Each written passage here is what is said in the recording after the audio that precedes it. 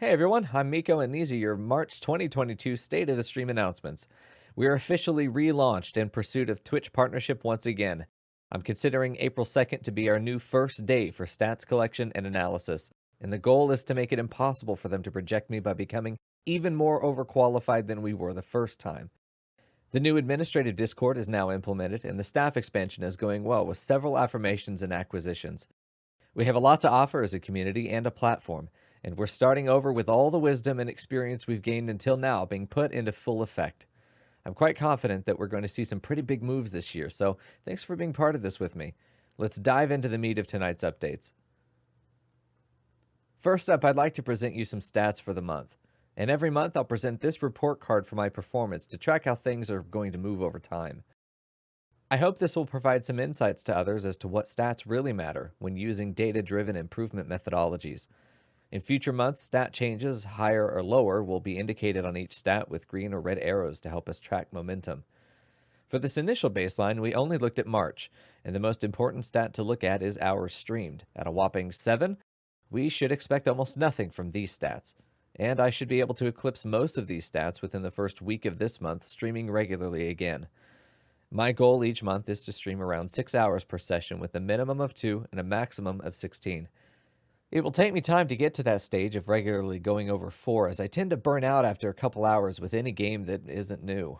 My strategy is to have several games on rotation at a time and enjoy a wide variety. There are simply too many great games to play if we limit ourselves to only 1 or 2 per stream. Frequent breaks and refreshing the game selection is how I play offline when I do, so it makes sense to build the stream around what works for me, not just for Twitch. Streaming one game for 11 hours a day is statistically better, but experientially worse, and my goal is to avoid streamer burnout at all costs.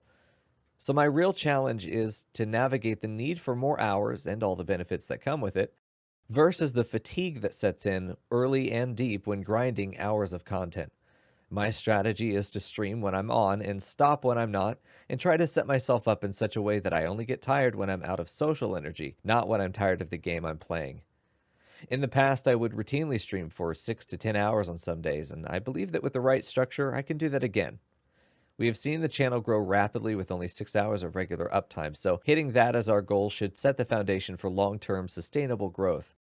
6-hour streams also work well into my schedule as an artist and actor, as I have scheduled to transition to working on those at midnight, about 6 hours after I normally start. I don't want to stream too much and crush the time I need to invest into those areas as well. Everything is carefully scheduled to ensure I'm able to make inroads with all components of my occupations, and I'm optimistic that this setup is sustainable in the long term. So while all these stats are helpful to determining our strength, the most valuable stat is ultimately hours streamed versus hours watched. A larger audience watching more content will balloon the ratio between the two and serve as the most direct indicator of actual viewership. The CCV, or concurrent viewership, and hours watched stats on their own only tell part of the story. How much am I streaming, and how much is being watched? That ratio reveals the scale of my audience in real and direct terms. It's almost worth its own slot, but we can hold off for now, and I can just report that ratio every time we reveal the stats for the month. Please continue to be patient with me as I ease into streaming again full time, and thank you for your patience as I get my mental health under control finally. Next up, we have some updates for the emotes. Miko Tease, Jam, Evil, and Pout have been officially uploaded to help fill the empty slots we have. These emotes were made quickly as draft versions, so forgive the lower quality than what you're used to. Mastered versions are in the works. Consider this a trial procedure for new emotes. By seeing them used in natural context, I have the time to really study what makes them work and not work, then adjust for the mastered versions later. As my own skills improve, the disparity in quality should diminish. I'm looking forward to more practice, so please let me know what emote ideas you have.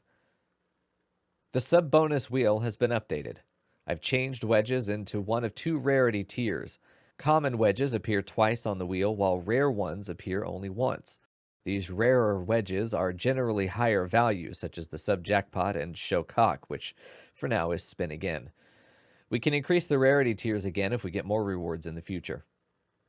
We have infrastructure in the admin Discord to keep track of what rewards get selected and when they get redeemed, as well as if any spins are owed, such as is the case when I forget that we have pending spins, which is almost every time.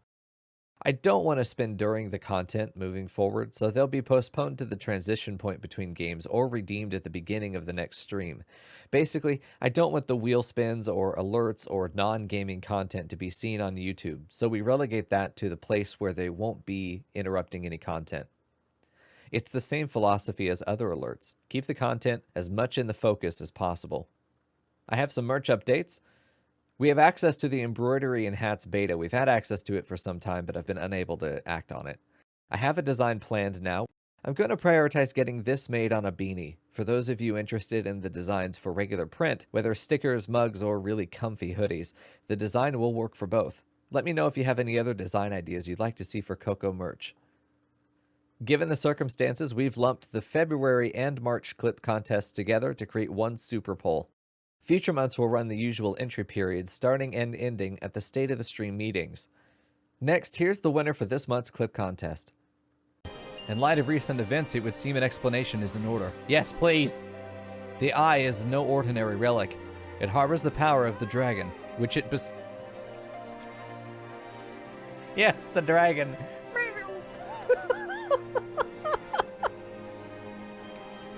Fearsome beast! What the fuck, man? Congratulations, and thanks to everyone for capturing and sharing your favorite moments from this month's streams. I'm looking forward to many more in the next month, so don't forget to hit the clip button when those great moments come, and share your masterpieces to enter into next month's clip contest. That's it for this month. I wouldn't be here without the help of everyone who believes in me in the stream I've had since 2010. It's about damn time that dream came true, and I'm fighting like hell to take down any obstacle between us and taking over the internet. Thanks for being part of it with me. This has been the March 2022 State of the Stream.